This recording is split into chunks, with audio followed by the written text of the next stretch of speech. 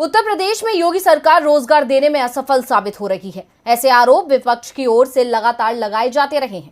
ऐसे में अब योगी सरकार ने एक बड़ा फैसला लिया है, जिसमें रोजगार देने की बजाय लोगों को नौकरियों से निकालने की तैयारी हो रही है। तो क्या है पूरा मामला, देखिए ये रिपोर्ट।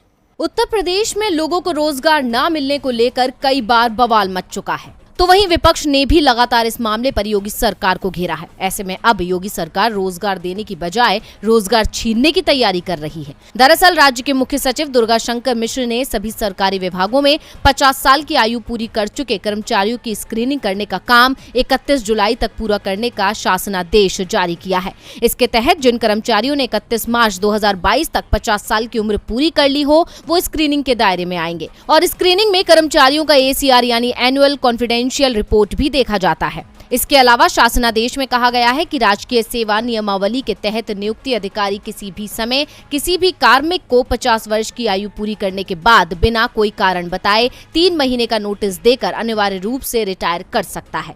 मुख्य सचिव ने अनिवार्य रूप से रिटायर किए गए कर्मचारियों की सूचना 15 अगस्त तक कार्मिक विभाग को प्रस्तुत करने के निर्देश दिए हैं। शासनादेश में ये भी कहा गया है कि स्क्रीनिंग कमेटी अगर किसी कर्मचारी को बहाल रखने का फैसला करती है तो उस कर्मचारी को दोबारा स्क्रीनिंग से नहीं गुजरना होगा।